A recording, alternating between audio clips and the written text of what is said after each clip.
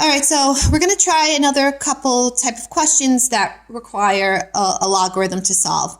And we're going to go to page 25 in Unit 12. We're going to try Newton's law of heating and cooling. This is a little tricky because there's a lot of different variables, so it's going to take us a few days on the same lesson to feel somewhat comfortable with it. So we'll start with today. We'll look at example number 1. After sitting out of a refrigerator for a while, a turkey at room temperature 69 degrees is placed into an oven. The oven temperature is 305 degrees Fahrenheit. Notice the units match. Newton's law of heating explains that temperature of the turkey will increase proportionally to the difference between the temperature of the turkey and the temperature of the oven as given by the formula. Then they give you this sort of scary formula, but they define the variables. So T sub A, which is this one right here, is the temperature of the surrounding object. So in this case, this would be the oven, the object that's surrounding the turkey. The initial temperature of the object, this is a T sub A too. Those are both the same numbers. The temperature of the surrounding object, T sub 0, that's the initial temperature of the object. So in this example, that's the turkey. T is time. Capital T is the temperature of the object after T hours. So we could sort of think of this as our final temperature. This is going to be our initial temperature of the turkey. And then K is a decay constant. So K, it depends on the question and the initial information. K will change from question to question. The one thing that doesn't change though is your E. That's your constant on your calculator, just like pi. That doesn't change. All right, so the turkey reaches a temperature of 32 degrees Fahrenheit after 1.5 hours. Using this information, find the K to the nearest thousand. Okay, so there's two parts to these questions always. This part is to find the K. We need that first. And then after we find the K, then we can start playing with this formula to find the temperature of the turkey. All right, so the initial temperature of the surrounding object, or the temperature of the surrounding object, is 305 degrees. The initial temperature of the turkey is 69 degrees. The amount of time in the oven is 1.5. And after 1.5 hours, the turkey is 132 degrees Fahrenheit. So the T is 132. All right, so I'm going to plug all that information in to find K. So my final temperature is 132. Our T sub A is 305. Our T sub 0 of the turkey is 69. Our T sub A is 305.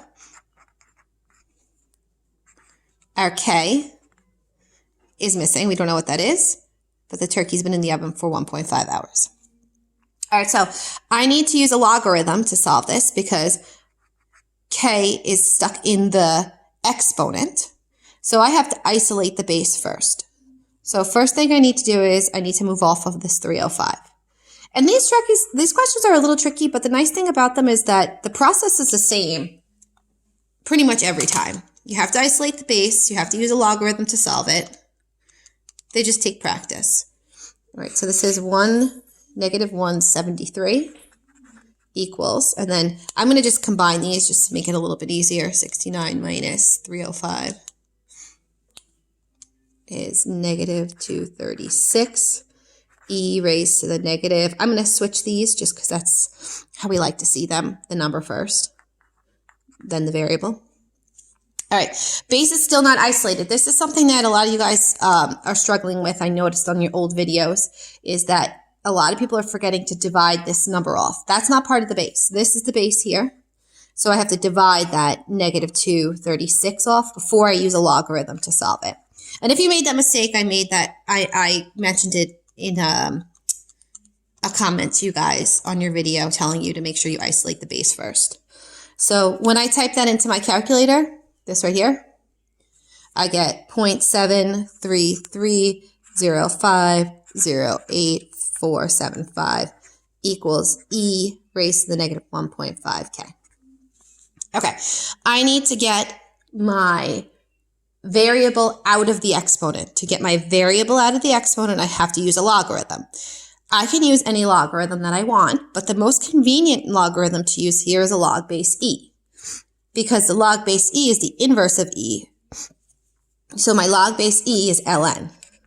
So I'm going to put ln over here. That's log base e. And it's like nicer to write ln than having to write the log base. Okay, now when I put the ln on both sides, that's the key that unlocks the exponent. So the exponent hops in front. And if you remember, ln and e are inverses, so that just becomes 1. But if you forget that, that's okay. You can just leave it there for now. And we have ln of ln of 0.733050847 equals negative 1.5k ln of e. Again, ln and e is 1, but if you forget that, not a big deal, because when you isolate k here, by dividing off the 1.5 and the ln and e, it's going to fix that into your calculator. So when I type this into my calculator, I get ln of 0.733050847 over negative 1.5 ln of e. I use second divide to get the e. So my k constant to the nearest thousand is 0.207 times 100 thousandths. And now I can use this k constant to answer any follow-up questions. So we'll answer part B in a second video.